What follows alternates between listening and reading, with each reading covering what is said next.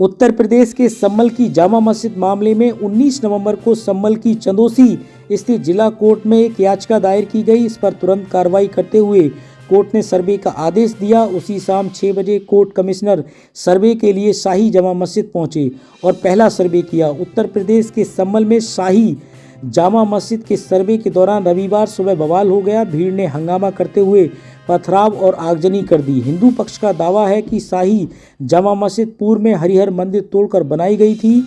ये भी दावा किया जा रहा है कि ये वो स्थान है जहां भविष्य में भगवान कल्कि अवतार लेंगे। मुस्लिम पक्ष ने उन आरोपों को सिरे से नकार दिया जिसमें इसे हरिहर मंदिर बताया गया था। उनका कहना है कि 1529 ईस्वी में शाही जामा मस्जिद का निर्माण मीर बेग ने करवाया था, जो मुगल बादशाह बाबर का कमांडर था। अब सवाल ये है कि क्या ये वही मीर बेग है जो मीर बाकी कहलाता था। माना ये जाता है कि मीर बाकी के द्वारा अयोध्या में मस्जिद का निर्माण कराया गया था, जो बाद में विवाद का कारण बनी। इतिहासकारों के मुताबिक मीर बेग को कई नामों से जाना जाता है। वह मूल रूप से उज्बेकिस्तान शहर ताशकंद का रहने वाला था, इसलिए उसे बाकी ताशकंदी भी कहा गया, जिसका जिक्र बाबर की किताब बाबरनामा में है। उसे बाकी बेग, बाकी सगावाल और बाकी मिसबागी के नाम से भी जाना जाता है। अब इस सब के बीच ये भी सवाल उठने लगे हैं कि सम्मल जामा मस्जिद का कनेक्शन अयोध्या से भी है। मुगल काल में बाबर ने मीर बाकी को अवध प्रदेश का गवर्नर बनाया था। माना ये जाता है कि इसी दौरान 1528 में उसने अयोध्या में मस्जिद का निर्माण कराया था।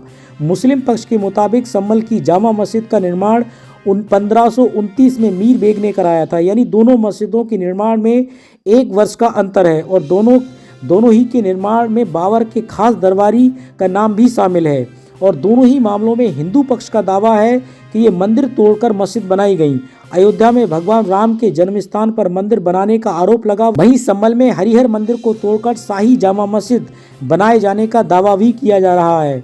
अब आइए आपको दिखाते हैं हिंदू पक्ष के क्या दावे हैं, उस पर एक नज़र डालते हैं। सम्मल की शाही जामा मस्जिद का निर्माण करीब 15 बीघा जमीन पर किया गया। यहाँ 5 वक्त की नमाज अदा की जाती है। शुक्रवार के दिन जुमा की नमाज में मस्जिद में हजारों संख्या में नमाजी आते हैं।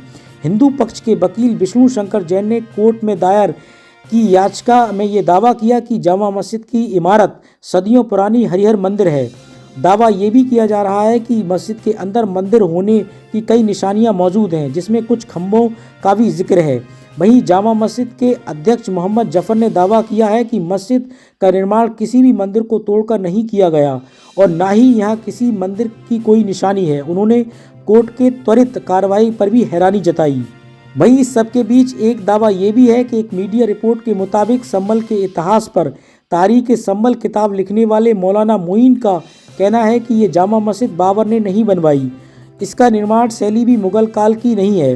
संभव है कि ये जामा मस्जिद का निर्माण तुगल काल में किया गया। उनका दावा है कि बाबर द्वारा इस मस्जिद की मरम्मत करवाई गई थी। उनका कहना है कि ये मस्जिद फिलहाल भारत के पुरातत्व सर्वे की निगरानी में है और एक संरक्षित इमारत है। बाबर के आदेश पर बनवाई गई थी मस्जिद। हिंदू पक्ष ने ये भी दावा किया। जामा मस्जिद से पहले हरिहर मंदिर था। 1529 में बाबर ने मस्जिद का निर्माण करवाया। बाबर ने मंदिर तोड़कर मस्जिद बनवाई थी। मस्जिद बनाने के दौरान यहाँ पर मौजूद हरिहर मंदिर को तोड़ दिया गया था। इसी जगह पर कल्कि भगवान अवतार लेंगे। मस्जिद में मंदिर की मौजूदगी के बहुत सारे निशान हैं। हिंदू पक्ष ने इसी को लेकर कोर्ट में याचिका दायर की थी। हिंदू पक्ष की याचिका पर कोर्ट ने सर्वे का आदेश दिया। वहीं इन दावों के बीच एक दावा ये भी है। सम्मल के हजारों साल पुराने नक्शे में मंदिर होने का दावा है। महंत ऋषिराज गिरी ने बड़ा दावा करते हुए कहा कि उनके पास सम्मल शक का सम्मत 1987 का हजारों वर्ष प्राचीन नक्शा है। नक्शे में शाही जामा मस्जिद श्री हरिहर मंदिर के तौर पर मौजूद हजारों साल प्राचीन नक्शे में सम्मल तीर्थ राज सम्मल के नाम से अंकित है। नक्शे में सम्मल के 68 तीर्थ और 19 कूप चित्रित पाए गए हैं। प्राचीन नक्शा जामा मस्जिद के हरिहर मंदिर होने का बड़ा प्रमाण है। वहीं साथ ही आपको ये भी बताते चलें कि भगवान हरिहर कौन है। सम्मल की जिस शाही जामा मस्जिद का मंदिर होने का दावा किया जा रहा है वह भगवान हरिहर बताया जा रहा है। धार्मिक मान्यताओं के अनुसार भगवान हरिहर भगवान विष्णु और शिव के मिश्रित रूप हैं। उन्हें हरिहर के अलावा शंकर नारायण और शिव केश के नाम से भी पुकारा जाता है। उनके शरीर का एक हिस्सा भगवान विष्णु यानी हरि और दूसरा भगवान शिव यानी हर का है, इसलिए उनका नाम हरिहर पड़ा। भगवान हरिहर के जन्म के बारे में कई किंवदंतियां हैं। वहीं पुरातत्व इन वेबसाइट के मुताबिक भगवान हरिहर के नाम से कर्नाटक में एक प्राचीन शहर हरिहर है। यहाँ गुहासुर नाम का एक राक्षस रहता था। उसका विशाल साम्राज्य था। कठोर तपस्या करके उन्हें ब्रह्मा ने वरदान प्राप्त किया और उसे विष्णु या शिव द्वारा नहीं मारा जाए। वरदान मिलने के बाद वह लगभग अजय हो गया, जिसके बाद उसकी सारी क्रूरता बढ़ती गई। उसको समाप्त करने के लिए ब्रह्मा के अनुरोध पर शिव और विष्णु ने मिलकर हरिहर रूप धारण किया, जिसे आधे विष्णु और आधे शिव के गुण थे। हरिहर के अवतरण गुडलूर में हुआ, जो कि तुंगभद्रा और हरिंद्रा के नदियों के संगम पर है, जहां चट्टान पर कुछ निशान हैं जिन्हें स्थानीय लोग भगवान हरिहर के पद चिन्हों के रूप में बताते हैं। वहीं हिंदू पक्ष का दावा है कि कलयुग में होगा भगवान कल्कि का अवतार। धार्मिक मान्यताओं के मुताबिक भगवान विष्णु ने 9 अवतार लिए हैं। उनका 10वां अवतार कलयुग में होना है, जो भगवान कल्कि के रूप में होगा। पुराणों में ये कहा गया है कि भगवान कल्कि का जन्म उत्तर प्रदेश के संबल नामक स्थान पर होगा। भगवान कल्कि यहाँ से सफेद घोड़े पर सवार होकर दुष्टों का संहार करेंगे। यहीं कल्कि धाम भी स्थित है। 20 फरवरी को प्रधानमंत्री नरेंद्र मोदी ने यहाँ श्री कल्कि धाम मंदिर का शिलान्यास भी किया और इसी मंदिर में भगवान विष्णु के 10 अवतारों के गर्भगृह भी बनाए जाएंगे।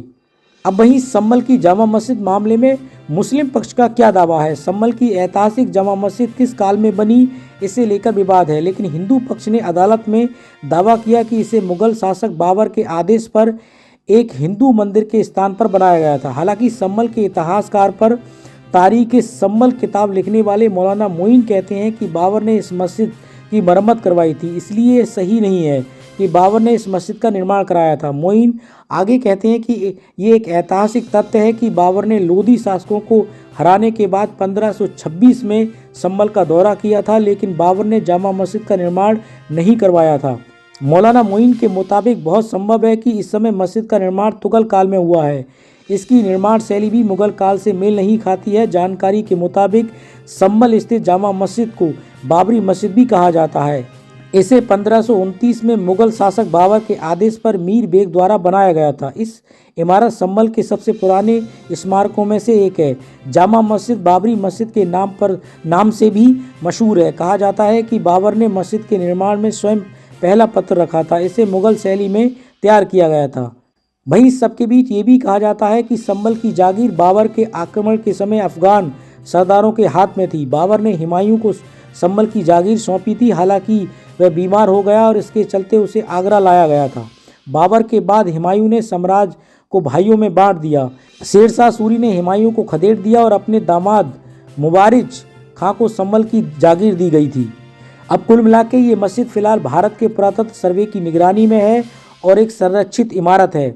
ये पहली बार नहीं है कि इस जामा मस्जिद को लेकर विवाद हुआ है। हिंदू संगठन इसके मंदिर होने का दावा करते रहे हैं और शिवरात्रि के दौरान यहाँ बने कुएं के पास पूजा के भी प्रयास किए जाते रहे हैं। हालांकि मुस्लिम पक्ष का दावा है कि ये पहली बार है कि मस्जिद को लेकर हाल के दशकों में अदालत में कोई बात दायर हुआ है। मुस्लिम पक्ष से जुड़े अधिवक्ता मसूद अहमद कहते हैं कि ये बात दायर कर इस मुसलमान धर्मस्थल को विवादित करने का प्रयास किया गया है। इस मस्जिद को लेकर अदालत में पहले भी कोई विवाद नहीं है। इस सब को लेकर 1879 की ASI रिपोर्ट का कुल मिला के अगर निष्कर्ष देखें तो भारतीय पुरातत्व सर्वेक्षण के तत्कालीन अधिकारी CL कार्लाइल के द्वारा तैयार की गई एक रिपोर्ट, जिसमें 1874 से 1875 और 1875 से 1889 में संभल की जामा मस्जिद का विस्तृत जो है वो सर्वेक्षण किया गया था। और रिपोर्ट ये है कि रिपोर्ट के अनुसार मस्जिद के अंदर और बाहर के खम्भों को पुराने हिंदू मंदिरों का बताया गया, जिन्हें प्लास्टर लगाकर छिपाने का प्रयास किया गया। मस्जिद के एक खम्भे में प्लास्टर हटाने पर लाल रंग के प्राचीन खम्भे दिखाई दिए, जो हिंदू मंदिरों में इस्तेमाल होने वाले डिज़ाइन और संरचना के थे। ASI के सर्वेक्षण में ये भी दावा किया गया कि मस्जिद में ऐसे कई संकेत और अवशेष मौजूद हैं जो प्राचीन और प्राचीनतम हिंदू मंदिर से जुड़े होने की ओर इशारा करते हैं। हालांकि ये मामला अदालत में विचाराधीन है और सर्वेक्षण के लिए हालिया निष्कर्ष 29 नवंबर को अदालत में पेश किए जाएंगे। इस रिपोर्ट में आगे की सच्चाई स्पष्ट हो जाएगी। अब कुल मिला के उत्तर प्रदेश की संभल की जामा मस्जिद को लेकर सियासत भी जो है वो गर्म है। समाजवादी पार्टी जो है वो अलग दावा कर रही है और एक तरीके से प्रशासन की नाकामी जो है वो इसको कहीं ना कहीं करार दिया है। और यहाँ पर अगर देखें संभल के जो मौजूदा विधायक हैं कहीं ना कहीं उन पर भी एफआईआर हुई है। इसके अलावा और 3 लोगों की यहाँ पर मौत हुई है और जिस तरीके की खबरें सामने निकल कर आ रही है और कई अज्ञात पर यहाँ पर पुलिस ने मुकदमा भी कायम किया है। तो कुल मिला के आने वाले समय में क्या स्थिति होगी, किस तरीके से विवाद और बढ़ता है, कुछ लोग इसको अयोध्या की तरह भी देख रहे हैं। अब किस तरीके से सर्वे किए जा रहे हैं ये तो पुरातत्व विभाग की टीम जब करेगी और कोर्ट में जो सबूत पेश करेगी उसके आधार पर कोर्ट कोई जजमेंट निकालेगा। आगे के लिए और खबरें जानने के लिए आप एक की सोच न्यूज़ के साथ जुड़े रहिए और आपको ये वीडियो कैसी लगी साथ ही कमेंट बॉक्स में अपनी राय ज़रूर दें और इसी तरीके की देश और दुनिया की खबरों के लिए आप एक ही सोच न्यूज़ को ज़रूर सब्सक्राइब करें।